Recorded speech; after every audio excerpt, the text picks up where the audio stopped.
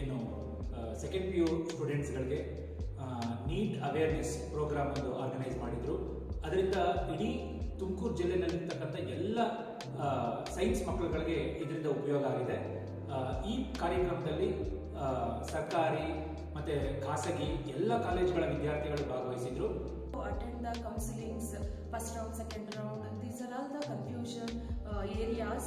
We also learn lot of things about the so many medical colleges and all India ranking, about all India ranking and the Karnataka state government. ನಾವು ಯಾವ ಥರ attend ಮಾಡಬೇಕು, reservation ಹೆಂಗಿರುತ್ತೆ, ನಾವು ranking ಯಾವ ಥರ ತಗೋಬೇಕು ಅಂತ. ಯಾಕಂದರೆ ಫಾರ್ ಎ ಸ್ಮಾಲ್ ಮಿಸ್ಟೇಕ್ ನಮ್ಮದು ರ್ಯಾಂಕಿಂಗ್ ಯಾವ ಥರ ವೇರಿ ಆಗುತ್ತೆ ಅಂತ ನಮಗೆಲ್ಲ ಸರ್ ತಿಳಿಸಿದ್ರು.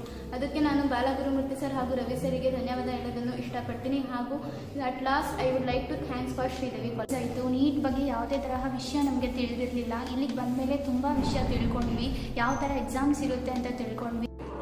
ಗ್ರಾಮೀಣ ಪ್ರದೇಶ ವಿದ್ಯಾರ್ಥಿಗಳಿಗೆ ಈ ನೀಟನ್ನ ಯಾವ ರೀತಿ ಅಪ್ಲೈ ಮಾಡಬೇಕು, ಮತ್ತು ಯಾವ್ಯಾವ ಕೋರ್ಸ್ಗಳು ಇದ್ದಾವೆ, ಮತ್ತು ಆಪ್ಷನ್ ಎಂಟ್ರಿ ಮಾಡೋದು ಹೇಗೆ, ಯಾವ ಕೋರ್ಸ್ ತಗೊಂಡ್ರೆ ಮುಂದೆ ಜಾಬ್ ಆಪರ್ಚುನಿಟೀಸ್ ಇದೆ.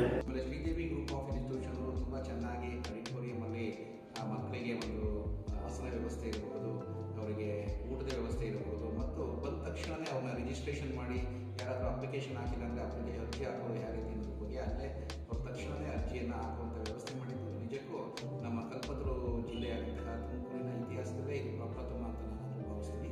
ಶ್ರೀದೇವಿ ವಿದ್ಯಾಸಂಸ್ಥೆ ತುಂಬ ಅಚ್ಚುಕಟ್ಟಾಗಿ ನಡೆಸಿಕೊಟ್ಟಿದೆ. ಜಿಲ್ಲಾ ಶಾಲಾ ಪದವಿ ಪೂರ್ವ ಇಲಾಖೆಯ ಡೆಪ್ಯೂಟಿ ಡೈರೆಕ್ಟರ್ ಆದಂತಹ ನಮ್ಮ ಡಾಕ್ಟರ್ ಬಾಲಗುರುಮೂರ್ತಿ ಸರ್ ಅವರ ಆಸೆಯಂತೆ ನೆರವೇರಿತು. ಈ ದಿನ ತುಂಬ ಚೆನ್ನಾಗಿ ಅಚ್ಚುಕಟ್ಟಾಯಿತು.